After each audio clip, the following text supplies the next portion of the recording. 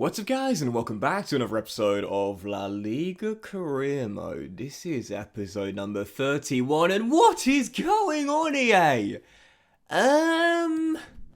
Team name underscore abbrev 15 underscore 0 are in the Champions League Group F, and I think that's supposed to be us, but it can't be because we're also in the Europa League this year, as we should be after finishing 5th in La Liga, and in Group H with Frankfurt, Strasbourg and the Cypriots Apoel. So I was really confused when I loaded up my save earlier to find this. Now we've got the Champions League theme and we've got the Champions League layout. Now I have absolutely no idea what's going on here. All I'm going to hope is this. It's not going to affect my save because it seems as though I'm supposed to be taking over an unknown team in the Champions League for their group stage campaign, but whatever team that is, don't have enough players to play a game. They ain't got a badge, they ain't got enough kits. I don't understand what's going on here, man. But basically, when I loaded up the save and I saw this, well, first of all, I couldn't wait to show you because, I mean, we all see there's plenty of bugs in FIFA Career Mode, but I don't think I've ever seen one like this before. I think, now I might be wrong about this, but my hypothesis to what's happened here is that I think because of what happened midway through this year's FIFA as we promote Ibanez from our academy, I'm going to train to CB, looks pretty decent at 6'2" as a ball playing defender. Again, I might be completely wrong about this, but of course, because of what we saw this year in FIFA, when EA decided to remove the Russian teams and the Russian national team from the game, I think because Russian teams would often be placed in Champions League group stages, I'm wondering because in the Champions League, of course, you can't have the same nationality in the same group, for example. Maybe outside of having a Russian team qualify, EA would then give it to like another team in a top European league that might have finished just outside the top 4, for example, which in this case would be us after we finished in 5th place last season. That's my only theory. I can't think of what else would have caused that because it's absolutely mental. I've never seen that before. It's ridiculous. I mean, I was thinking like, because there was no fixture in my calendar, and of course in that Champions League group, it doesn't say Granada, it just says team name, abbrev, whatever, but that's the group it defaults to as soon as I click on the Champions League group standings on the homepage. So that's my only working theory. I can't think of what else would have caused that, but honestly, man, I had a mini panic attack when I saw that because, like, we're finally making some good progression with this Granada team. 5th place last season, first year in Europe, and I was thinking, oh god, please don't tell me my save file's corrupted. Please don't tell me it's messed up and I gotta start again. But no, it does seem totally fine. And heading into the Frankfurt game, our first ever European game against the holders of the Europa League. As we remember, what a fantastic year they had last season. Taking them on here in Andalusia. You would have noticed my team was totally fine. So like we lost no stamina. It didn't affect our morale or anything like that. It's just a really, really bad bug from EA. That is terrible. That genuinely gave me a little panic attack thinking my save file's corrupted. I just know it. Thankfully it's not. I can carry on as normal and I just have to skip over those ghost games, if you will, as we're not actually playing them. Thank goodness for that. So yeah, first game of today's episode on the back of what was an absolutely mental discovery from me there. We will take on Eintracht Frankfurt in the Europa League group opener, and I said when the group was drawn here, Strasbourg the French side, Apoel the Cypriot side. I fancy us and Frankfurt as being the top 2 teams in the group. Frankfurt, of course, winning the Europa League last year, fair play. I would say us two will be the strongest 2 teams in the group. We took the lead through Nico Williams' first in Europe for us this season, and then, I mean, capitulation is the word I would use here. I had some good chances in the game, but Frankfurt's attack, my goodness, it was unstoppable. Daichi Kamada, Bore, Kasper Dolberg, Ben Brereton Diaz, the new Chilean legend, if you will, of Blackburn Rovers. I mean, they all just completely tore me apart, and I ended up losing the game in what was supposed to be a dream debut in European football, turned into a nightmare. 5-1. And you look at the stats here, we had just as many shots as Frankfurt. Our XG was a little bit lower, but not too much lower. But Frankfurt just tore me apart. They dominated possession, and that was the game where I thought, do you know what? Like, you know, we're making great progression with Granada. Obviously, we're up to a 4.5-star team now. We're a European team by right, but 5-1. I don't think I've ever had a bigger defeat than that in my first ever European group stage game. Be it Europa League or Champions League, be it RTG or with a big certified big boy. I don't think I've ever been embarrassed like that before. That was painful. So I was thinking, right, 3 straight defeats for Granada. Haven't won since the opening day against Elche. We're in a bit of a pickle. We got to pick ourselves up. Following game, Deportivo Alaves back in La Liga after their relegation in Season 1. 4 minutes in, well, this is what you want to see. When you're in a bit of trouble, what you need to see is your stars and your leaders take the reins, take responsibility, and take matters into their own hands. And this is the start we needed. Our top 2 players, our new club captain, and our top goal scorer since the season began, combining for our opening goal.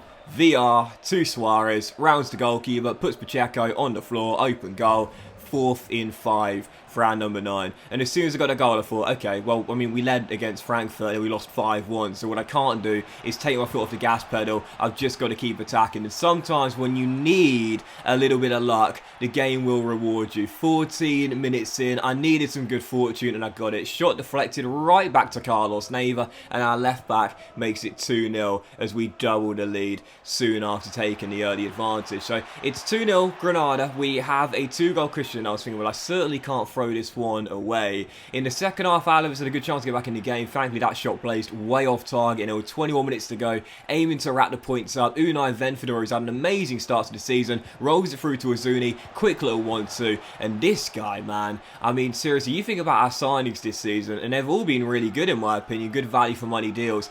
This guy right now is looking like our best of the quad. Another goal for the former Bilbao man, who of course we signed from France. He makes it 3-0. That would kill the contest off. And there were 10 minutes to go, a chance to make it for Jan Bryce Ateki on the move, rolls it through, and Monchu selflessly offloads to VR. Yep, gives it to the captain. Simple finish for Antonio. The skipper makes it 4, and that would do it. But we just kept on attacking. I just kept on going. I thought, you know what? Frankfurt didn't show mercy on me, so why should I show mercy to the AI? I just kept on going. I kept playing a high press all the way to the very final whistle, and in stoppage time, when Antonio might have scored a simple goal a few minutes ago, but this one is glorious. Fed through, 1-on-1 with Pacheco, chips it over in bottom corner. Good night, Alaves.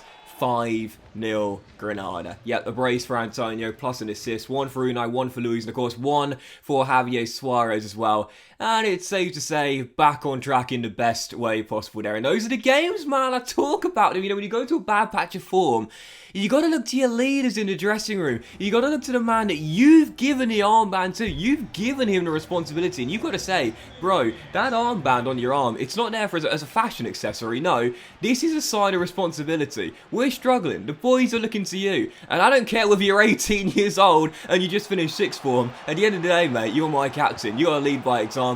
And Antonio definitely did that. A brace and an assist for what was our opening goal.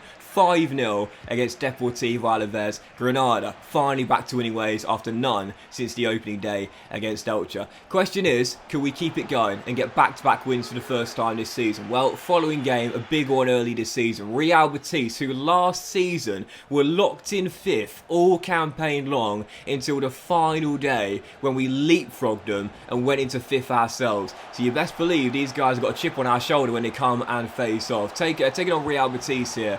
10 minutes to go before the break. In the first half, I felt as though I was the better team. I was just looking for that one breakthrough, and we got it. Oh, man, I don't want him to retire. I really don't, man. It's like season 1 when Carlos Bacca was retiring. This guy's so good, man. I love a vet. I love a leader. I love Bacca, and I love Rashina as well. Ruben was the man that opened the scoring for us, made it 1-0, and then a few minutes later, a quick-fire double for Granada. Randy and Teka bends it in, makes it 2-0. And right before the break, we have a little cushion. So leading by 2, and the start of the second half was going to be crucial. Betis, as we know, have a really high-powered offense, some fantastic players. Would they get back in the game soon after the restart, or could we kill the contest off? I thought one of those two things was going to happen. In the end, it was the latter. 5 minutes after the restart, fed through 1-on-1, and once again, Randy and Teka, the former Vallecano forward who we signed at the start of last season, he came up big last season in some big games for us in late game situations, and in this game, I mean, he was running the show. You love to see it, and on the stroke of the hour mark, Well, there's our first hat-trick of the season, and you might have guessed at the start of the campaign it would go to our number 9, or possibly Antonio. Nope. Randy Nteka. I really like this youngster a lot. Granada 4, Real Betis 0. Points in the bag at this point, and whilst Andres Guardado would score this absolute thunderbolt from range. Was it Guardado that struck out? I think it was. Wonderful goal. Yeah, it was the Mexican. Wonderful goal from range there, as we had no chance of stopping that. Well, Maximiano saying, Gaffer, I'm trying to keep these clean sheets, bro, but those long shots from the AO and Ultimate, as we know, are sometimes impossible to save. But whilst they would cut the gap to 3, there was never any danger of us losing this game, especially with this man on the pitch. Didn't just bag a hat-trick, bagged 4. Randy Nteka with another restores our 4-goal cushion, and for Granada, like against Deportivo Alaves, we just kept on attacking. What a lovely flick ball that was there with 10 minutes to go by Pablo Rodriguez, and he got his reward for it as well. What a brilliant little through ball on the stroke of the halfway line there, as we went through 1-on-1, quick little offload for the cutback, and I'm showing no mercy, man. I've had a tough start to this season. I am not showing any mercy and taking my foot off the gas pedal. Can't afford to against the AI on Ultimate. Rodriguez gets his first of the year, makes it Granada 6, Real Betis 1, and there were 5 minutes to go before the full-time whistle. Oh my goodness, speaking of the number 5, Randy Nteka has got 5 in a game. I think that's the first time this year I've had a striker scored 5 goals in a single match. Monchu strike hits the crossbar, Randy turns in a rebound. We talked about him as a physical striker. He certainly was for that moment there, winning the aerial duel and heading it into the unguarded net. Randy Nteka claims the match ball to Champagne and a new Doc's record for at least this FIFA as most goals scored in a single game by one player. 5. 5 goals from Randy Nteka.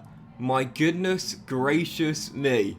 I tell ya, I really like this kid when we signed for Vallecano. Had some big moments last season, and while Suarez will always be our starting striker, I think this guy deserves a bit more game time. That was phenomenal, but back on track with Granada. Tough start to the season, only 1 win in 4, but now back-to-back wins. We might have a disastrous start in the Europa League, but at least in La Liga right now, we're back on track and just outside the top 4. Long way to go though, long way to go. But that will end today's episode of La Liga Career Mode, guys. Big thank you for watching. I hope you enjoyed the episode and the ridiculous bug. If you had, then please do drop a like. Much love to you all. Have a fantastic day, and I'll see you for the next episode of La Liga Career Mode very soon.